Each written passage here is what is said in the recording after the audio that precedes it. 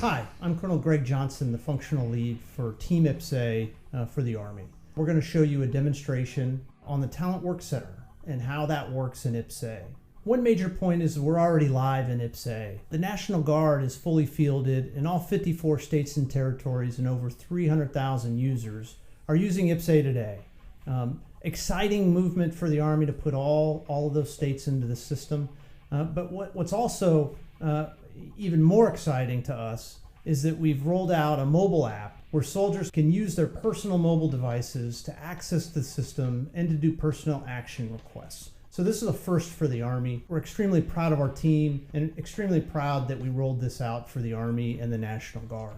Right now we are moving towards the finalization of what we call Release 3.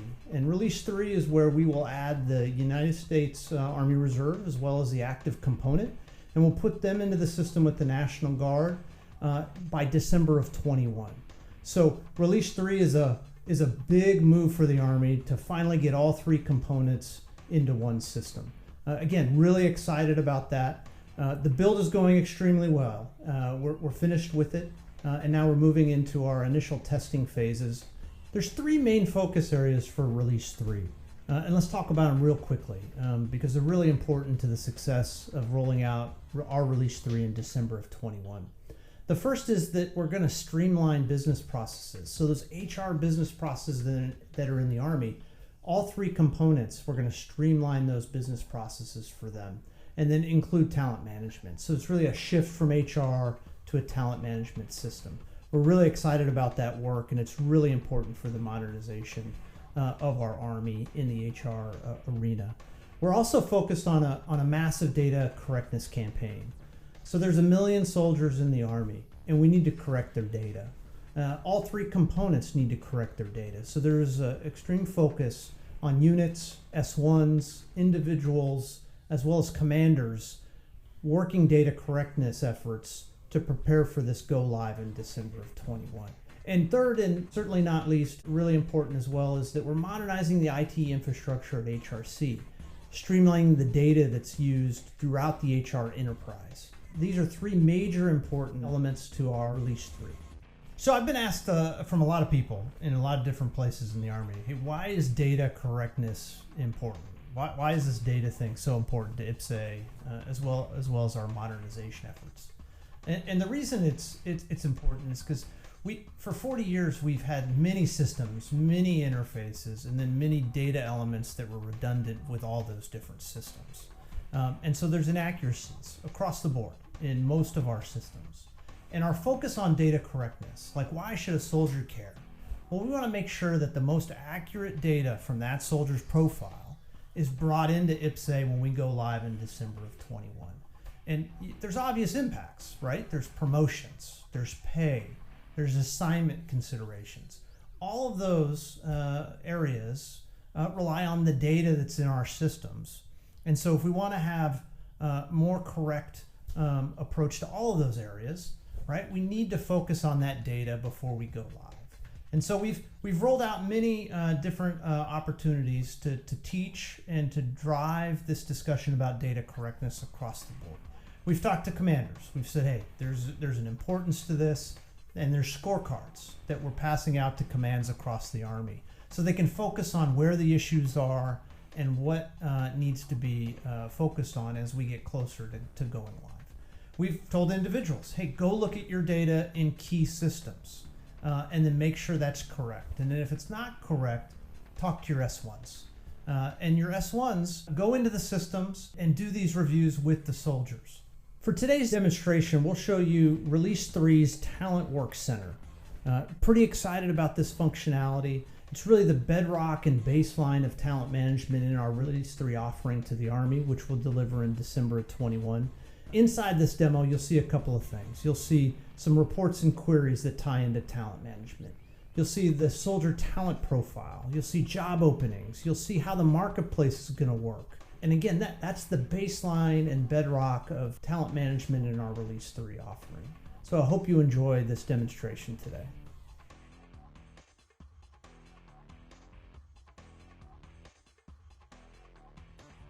Next work center is for the HR professional, which is the unit work center. Okay, so when I click that, again, we have the some content right here, again, configurable, and we've got much different menu items over here. Okay, so I can click the soldier talent profile, which will then give me my search criteria because I didn't select, I'm not in a self-service. I haven't selected a soldier yet, right? So James went over that earlier. Job posting library. This is very important, and I think a benefit from where AM2 is right now.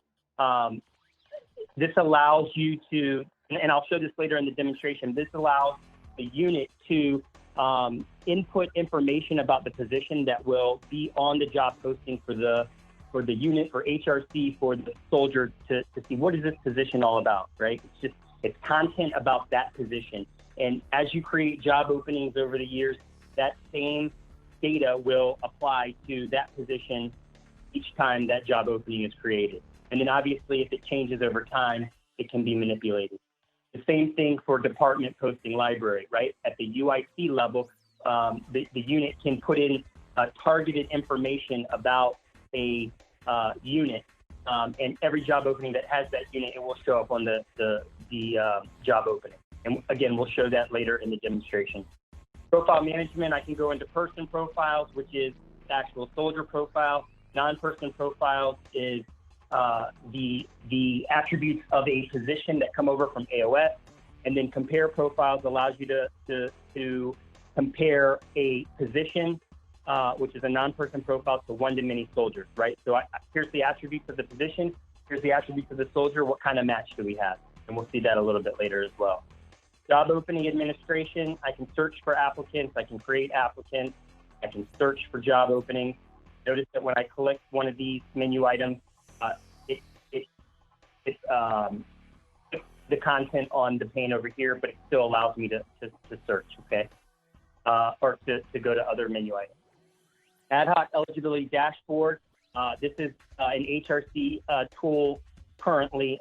It's known as the SAM tool. But we're using this across all compos.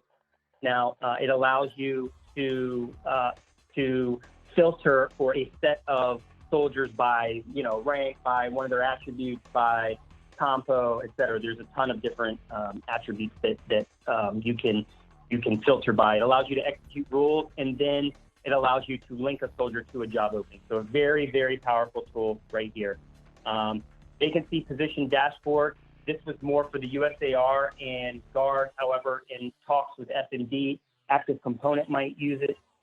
This is where, again, there's a ton of filters that will show you vacant positions currently, as well as vacant positions in the future based off of a date criteria, and will allow a unit to create job openings, projected job openings, right?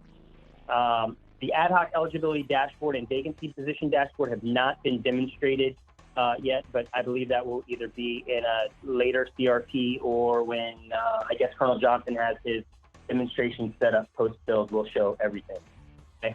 Closed market, this marketplace fill is before the market is created, it allows the unit to set priority of positions, set fill of positions, manually ad hoc add in positions, as well as view the job openings that come over from SBARs.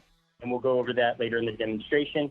Marketplace unit preferences just allows the unit during the marketplace to set preferences on soldiers for a given job opening. Assignment considerations, personnel restrictions, workflow, one-stop shop for workflow, so that they can do all of their basically their job right here. Process monitor is just for batch processes. And you'll notice queries and reports down here, right? So as queries and reports are built in R3, we can configure them to show up in the Work Center. So again, we're not navigating all over the place. Remember, the Work Center is used for, it's really just targeted for a given type of user so that it's a one-stop shop. Hopefully you got a little bit of a flavor and a feeling for how the system will work, and then how you'll interact with the system at the unit level. It's the baseline and bedrock of talent management for Release 3. We're all over social media. We have our own podcast, and you can continue to see updates and further demonstrations on those sites. I want to say thank you very much for tuning in today. I'm Colonel Greg Johnson from Team IPPS-A. Have a great day.